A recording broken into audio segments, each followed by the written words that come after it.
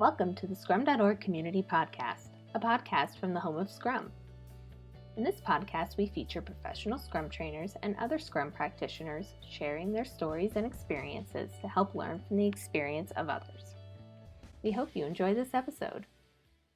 Welcome, everyone, to the Scrum.org Community Podcast. I am Lindsay Bellasina from Scrum.org, and I am stepping in today as a guest host. Today, we're going to talk about a topic that is very near and dear to our hearts here at Scrum.org, and that is learning. And today, I have two very special guests with me. I have the Scrum.org product owner over courseware, Sabrina Love, and I have one of our professional Scrum trainers, Ravi Verma. So welcome to you both. We are going to have a discussion here around the ways people learn and the different formats that work better for some people than others. And we are going to talk about immersion training specifically as well. So we'll get to learn a little bit more about what we're talking about there. So with that, I'd love to jump in and just let the audience get the chance to know Sabrina and Ravi. So Sabrina, want to go ahead and introduce yourself? Hi, everyone. My name is Sabrina Love. I'm the product owner of courseware at Scrum.org. I've been here for about almost 9 years. I've been a product owner for about a year and a half here. So I've had a little bit of a growth journey here, which has been great. Ravi, would you like to introduce yourself? Sure, thank you. Yeah, so my name is Ravi Verma. I am a professional Scrum trainer. I've been a PST for, I think, maybe more than 10 years. And I have trained thousands of students in Scrum and Agile, both through Scrum.org and outside. I'm also a certified ROI professional from the ROI Institute. So I specialize in delivering training, ROI-based outcome-focused training. I'm also a certified trainer from Sharon Bowman's training from the back of the room. So I integrate ideas from the world of Scrum, ROI, and adult learning to deliver learning experiences that are consistent with the outcomes of the Scrum Guide.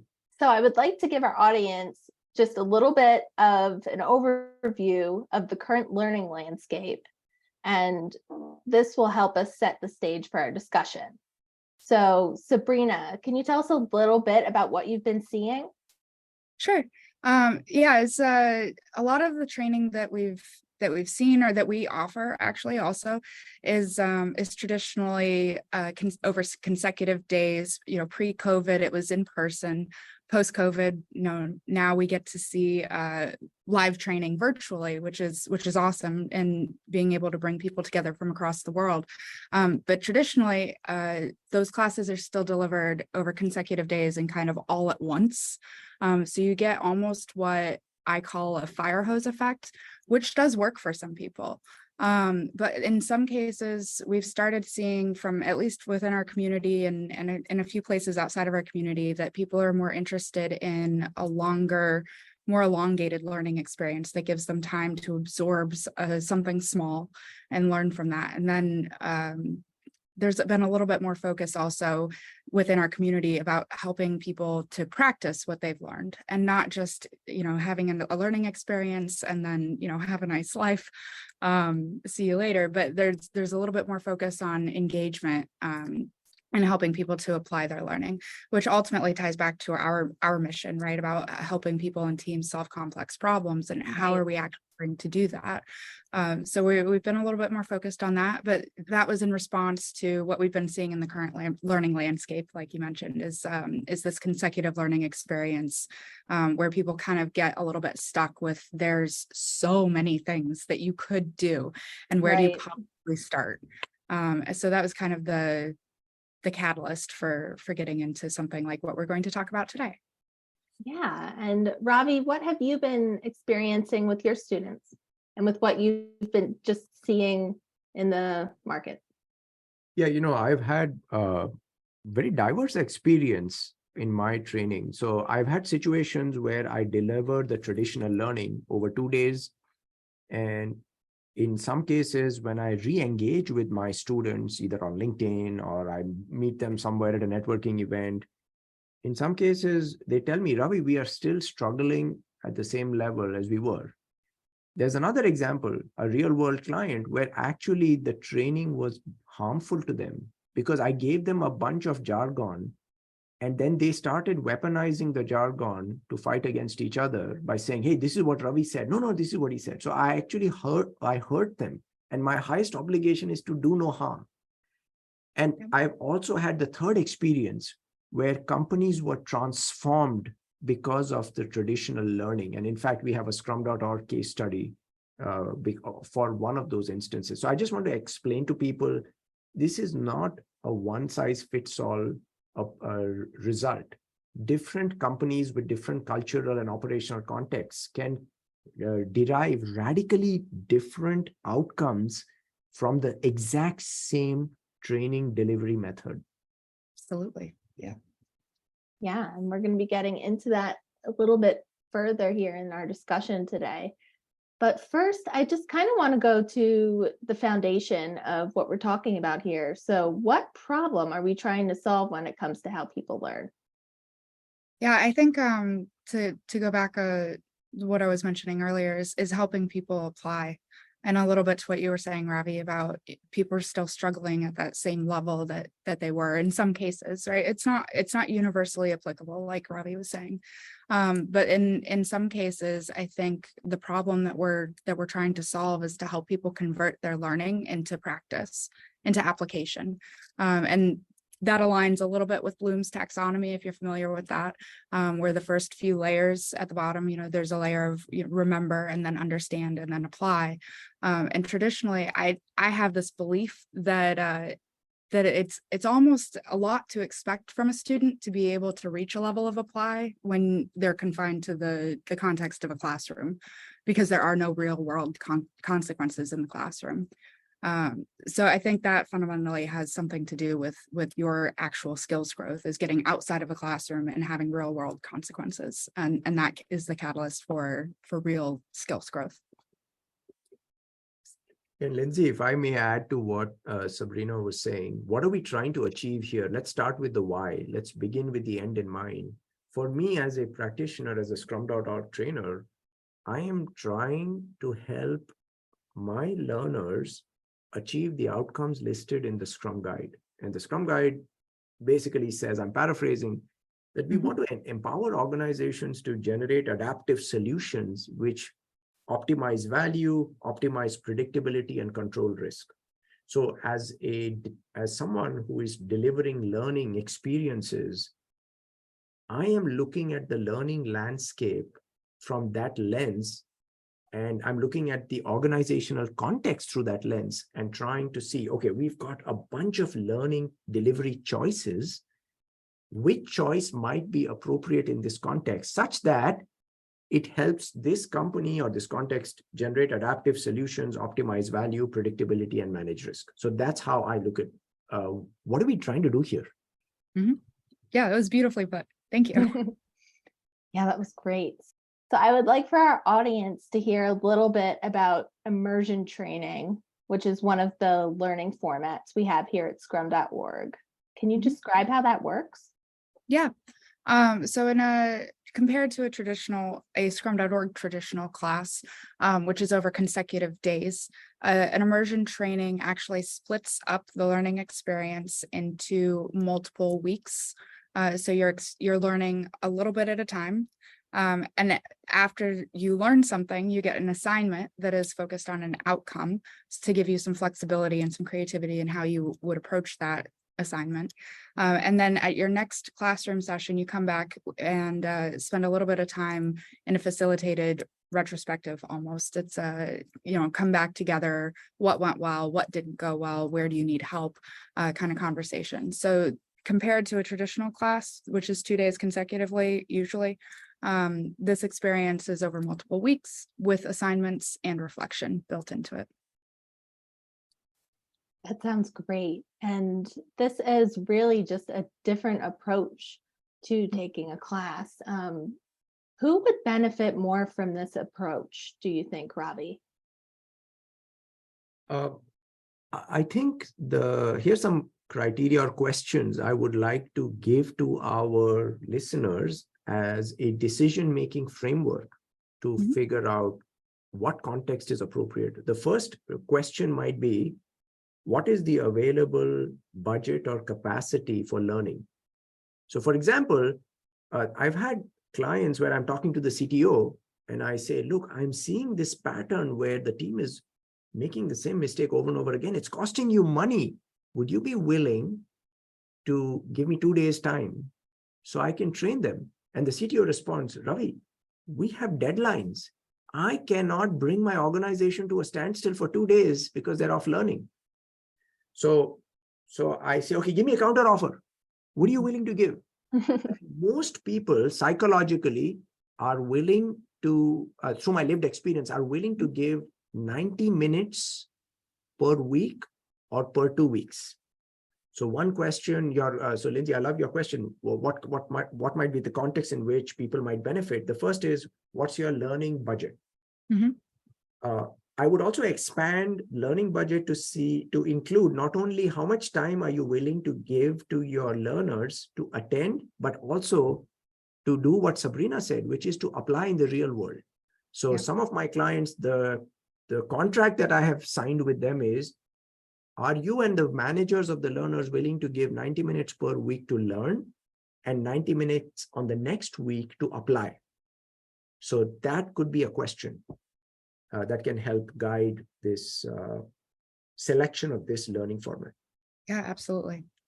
I think there's another, at least what I've experienced for myself in attending classes is I'm a learner that needs to see an example and then I want to try it myself. Some people can go to a traditional class and absorb all of that information and convert it, and they can do that. I'm not one of those people. I would love to learn and practice it with somebody who's done it before, and then I want to try it for myself. So that's kind of where I see some alignment, at least in myself, and maybe some learners out there can relate to that. Yeah, and Lindsay, if I may, I would like to add 2 more suggestions or questions. So Sure, that would be great. Yeah, one thing I love about the Scrum.org offerings is so much flexibility is given as long as we honor the learning outcomes. So let's imagine we go to a client and like I went to my CTO and I said, okay, you know what? You can't give me 2 days. You can give me 90 minutes per week. That's cool. So that means in a typical Scrum.org workshop, let's say professional Scrum product owner. Let's imagine we teach them 10 practices. And now if we spread that out over time, then 10 practices, let's imagine 90 minutes per teaching session plus 90 minutes per week for application. Now it got elongated hypothetically to a 20-week program. Right. So I would ask my client, are you okay that some of the business impacts that you're trying to address might not get impacted for 20 weeks? And sometimes they're like, yeah, that's cool. In fact, I'm having this conversation with the client right now. What he said was, look, Ravi, Q4, we just want to do backlog refinement. We need our backlog to be in good shape starting Q1. So you know what? I don't mind. Perfect. Some other people might say, no, I can't wait that long. We need to create measurable results right now so we can give them a counter offer. How do you feel about a Scrum.org offering where instead of doing work on a hypothetical case study, it's like a boot camp where you bring your real world into a Scrum.org workshop, and all of our workshops are experiential. So you can apply the plays to the real world context. Yeah. And they might say, yeah, that's fantastic. So I do 2 days and I come out and a bunch of my problems are solved. However, there are some people who will get overwhelmed if you teach them a technique and you expect them to apply it in a real world context inside class. And if that's the case, then I would not offer this offering. But I would say, you know what, maybe you need to understand the technique in a case study context.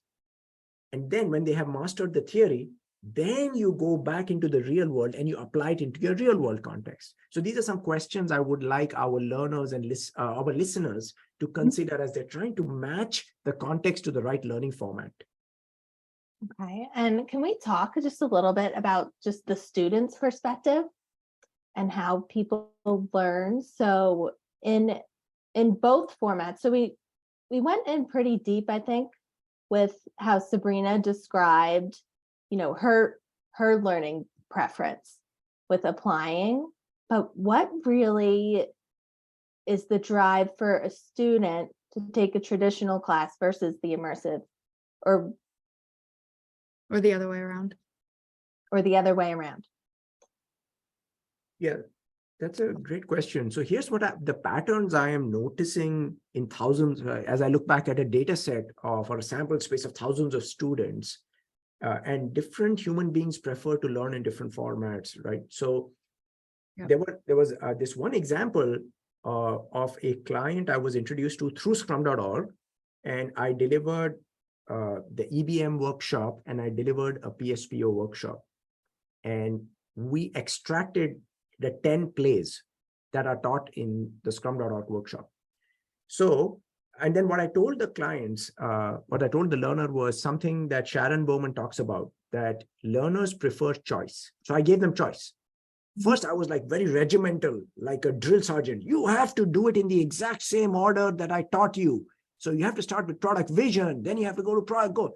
And they're like, no, this is not resonating. And then I said, oh my God, I'm violating choice. So I backed off and I said, you can choose.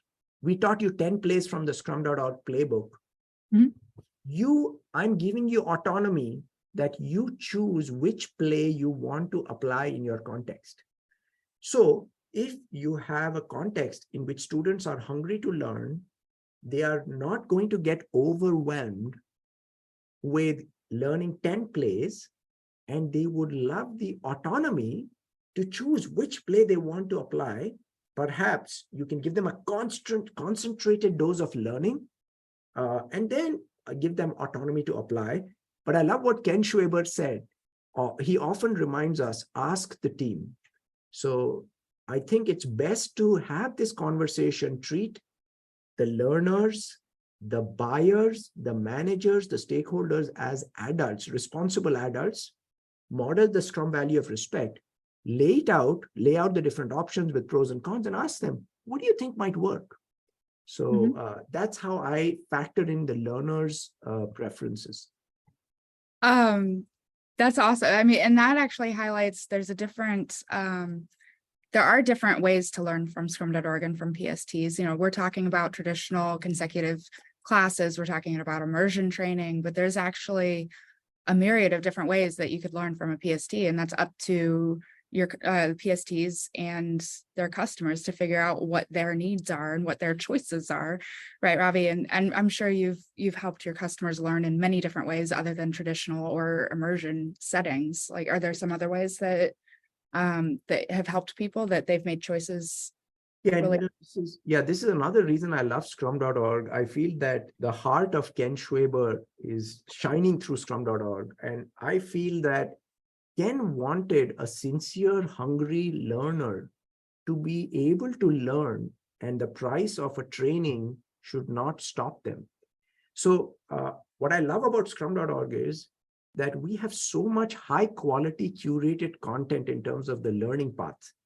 So I feel Scrum.org offers so many learning options. Look, if you are sincere about learning Scrum to solve complex problems, but you don't have time or money, but you have desire, okay, you use our curated learning path.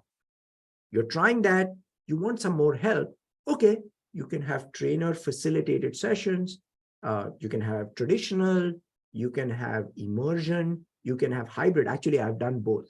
So these are so many options that are available through Scrum.org. Yeah, all you have to do is ask, right? That is right. So just to go back a little bit into the immersion training. So how is that going for you and your students, Ravi?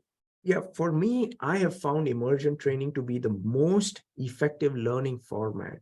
And what students love is they have deadlines, they have pressure, but most of them, if they get support from managers and C-suite, are okay with 90 minutes per week. So that's one thing that they love, that training is not becoming a source of anxiety. That's point number one. The second thing that my students love about this format is that they get to do real work that they would have done anyway in an unskillful way, but they get to do it in class and after class, and there is someone who supports them. So that's the second thing. I'm going to do this work anyway. Yeah. Might as well do it in a skilled way. There is a third thing that really helps, which is community support. So I use many of the techniques that I learned from Scrum.org to provide a kind and safe space where the community can provide feedback to each other. So for example, I learned about the perfection game from Ralph Yoakum in a Scrum.org webinar, core protocols. So I try to find kind and effective feedback techniques. So the community learns better from each other than they learn from me. My job is just to create a space and hold space and gradually fade in. And I want to share two more things that have worked for real world clients. One thing is, for example, I told you about the client where I did EBM and product owner training. We taught them the 10 plays. Something magical happens. One team, this was 30 people, and I complemented live traditional training with an immersion program. Some teams started making great product vision. So now everybody got a real world example of what a great product vision looks like. Another team made a great business model canvas. So what happened was best of breed solutions started emerging, and that became like a playbook for training. They got real world examples. It was beautiful. And then here's something that happened. Over time, this company had grown through acquisition. And so they had a hodgepodge of product management practices. But because of this community over a period of 1 year, there was consistency in product management, principles, values, practices, and outcomes. So they got an external auditor to come in and audit them.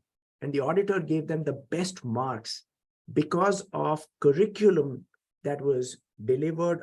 It's basically Scrum.org curriculum, which was delivered in a hybrid format. So I want to tell you a real world example of the power of Scrum.org immersion programs. That's awesome. That's honestly, the assignments in the immersion training programs are awesome. The classroom sessions being split up into smaller, more consumable chunks is awesome. But I feel like that facilitated reflection, that point of coming back after you've tried something and coming back together is kind of the most amazing part of all of this. Is even in a public class, even in a private class, that point where everybody has tried something and they can come back together and ask each other for help or show people where they found success and support each other in that way. That's awesome. I would say that what we are really teaching them is not the content. We are leaving them with like a meta skill. We are teaching them how to learn, and we are teaching them how to bring kind, loving, and helpful learning communities. Because if we teach them this meta skill, long after we are gone, they will remember, and they learned how to learn in a community environment. I love hearing the real world examples from it. Yeah. This is very powerful stuff. All right. So thank you for sharing those experiences, Ravi. I think that paints a really nice picture for our audience. So I want to ask this question here to you both. How might we apply the same principles, values, and practices to learning management as we do to product management in Scrum? Yeah, that's such a powerful question. So in the Scrum Guide, we talk about ready. The product backlog items should be ready and actionable before sprint planning. I feel that the ecosystem should be ready for learning before, no matter what learning format you choose. The ecosystem must be ready. What do I mean by ecosystem? The buyer must be ready. The buyer of the training must be ready to articulate what are the measurable outcomes of this learning in terms of business outcomes. Value, increasing value from X to Y. They must be ready to articulate empirically and transparently, this is the measurable business outcome I want. And by the way, it cannot be passing a certification, because certification is not going to increase value. So that's what I mean by ready. The managers of the learners must be ready to create time and space for their direct reports to attend the training and to come back and practice, apply the training to achieve the outcome that the sponsor of the training wanted. And the learners must be ready to come with a beginner's mind, to not be multitasking in class, and to sincerely come and learn something new and try something new, even if their prejudices, biases might be screaming, no, this is never going to work. So that's what I mean by ready. So we do ready all the time in product management. When we talk about product backlog management, we have to transfer those ideas to the world of learning as well. And I have a few others, but let me pause and see if you folks have any reactions, questions, or comments. Yeah, I agree completely. It makes me think of when you were talking about Sharon Bowman earlier and giving learners choice. There are people who have choice. I think there's something about what you were saying that makes me think of not just the buyers being ready to support who they're sponsoring the training for, but also the learners themselves. And you touched on this too, Ravi, but the learners having an idea of what they'd like to get out of the training, even if it's something that maybe isn't their choice, you can still find some kind of value in it. And maybe it is their choice, which is even more awesome to attend the training. But yeah, and Sabrina, that was so powerful that you used the word choice. Let learning be a choice. Please don't force people who don't want to be there. They suck the oxygen out of the air for others who are desperate to learn. And I bet those people who choose to be there become champions in their organization. Yes. Right. It adds so much more when you actually want to learn. Yes. Rather than just being forced into a training and not be passionate about it. Yeah. So maybe there's an element of ready in the organization, in the leadership, in the sponsorship, and also in the learner. The learner, yeah. And there is one more, in Scrum.org, we talk about evidence-based management. We talk about outcome-based thinking. I also learned from Patricia Kong about hypothesis-driven delivery. Mm-hmm. So hypothesis-driven delivery says, well, if I deliver this PBI, then X days after the PBI, I'm going to get some metric outcome to move from Y to Z. There is no reason why we cannot transfer that practice from the world of product management to the world of learning management. So if we are giving them product owner training, and the goal could be, we want to increase the feature adoption. So our hypothesis is, if we apply what is taught in the Scrum.org PSPO class, or the workshop, then 90 days after an item is delivered, feature adoption will increase right now from 10% to 30%. Or if it's an applying professional Scrum workshop, we could say feature cycle time will decrease from 90 days to 30 days within 90 days of completing the workshop.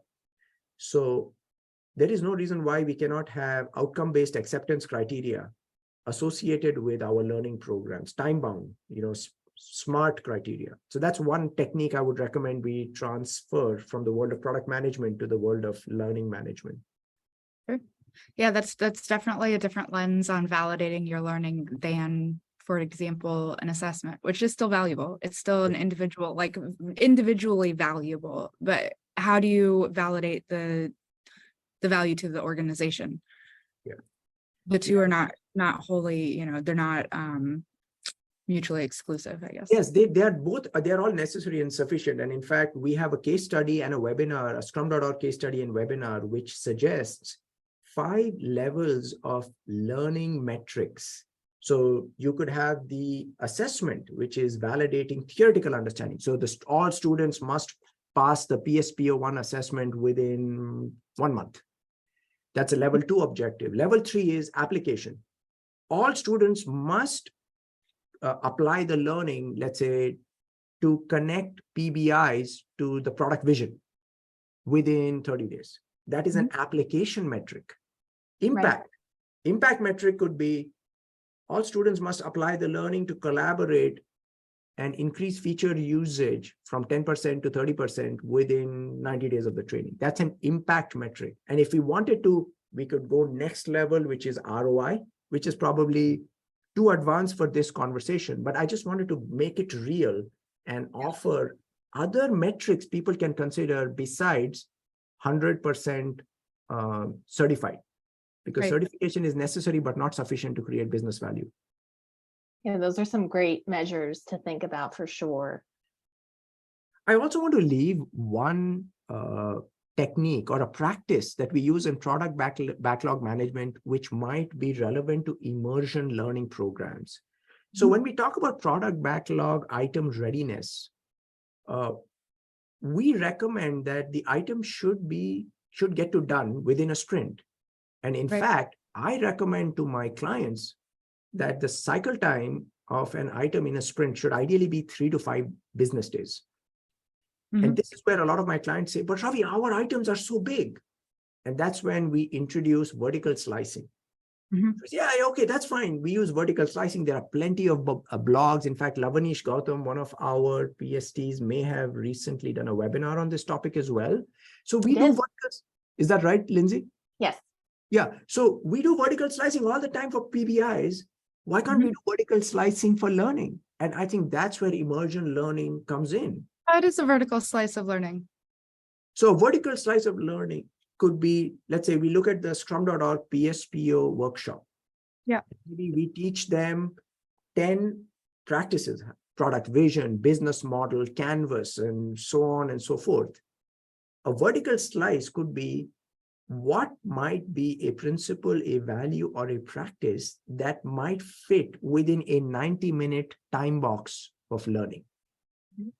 And if we apply that lens, then we could say, oh, you know what, I can teach a product vision and my students can apply it in class, and then they can go back to their work and apply it in the next week. Perfect. Yeah. That's a vertical slice. Oh, now we're starting to overlap with learning increments too. Oh man.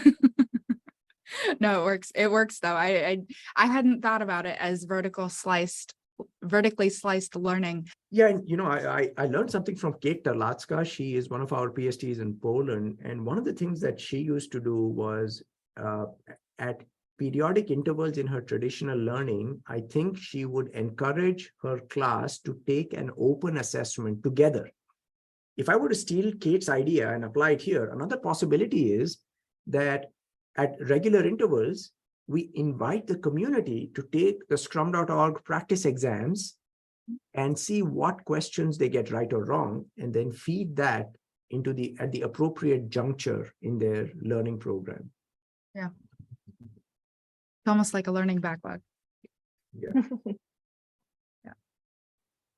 I love that idea about vertical slicing of learning, vertically sliced learning. All right. Thank you for those insights there. So I want to close this out with a really big question. So if there was only one thing that you would want our listeners to take away from this conversation, what would that be? Well, for me, I think, Lindsay, I will steal the words of Ken Schwaber. Maybe I will say two things. So forgive me. One is, be focused on the outcomes mentioned in the Scrum Guide, which is help the learners generate adaptive solutions that optimize value, optimize predictability, and control risk. That's point number one. Okay. Begin with the end in mind. Point number two is ask the team. Ask them, how might we design a learning experience that helps you generate adaptive solutions that optimize value, predictability, and control risk? Yeah. I think that's related to mine. Just to let our learners know that there are different ways to learn. We have a couple quote unquote official ones on Scrum.org website. There's the consecutive traditional classes, there's immersion training. But if you were to ask a PST that you would engage with, if there's something else that would be more suited to your environment, I'm more than confident that they'd be willing to work with people on a learning experience that fits their environment. So there are options, and the answer is always no if you don't ask, right? So if you're thinking of something else, please ask. Right. Awesome. Well, thank you both so much for joining me today for this conversation. I hope our learners got as much out of it as I did. And I hope that our learners understand that they do have that choice and there are options out there to cater to their learning needs. So thank you, Sabrina and Ravi, again for joining today, and Thanks for listening. Thank you. Thank you, everybody.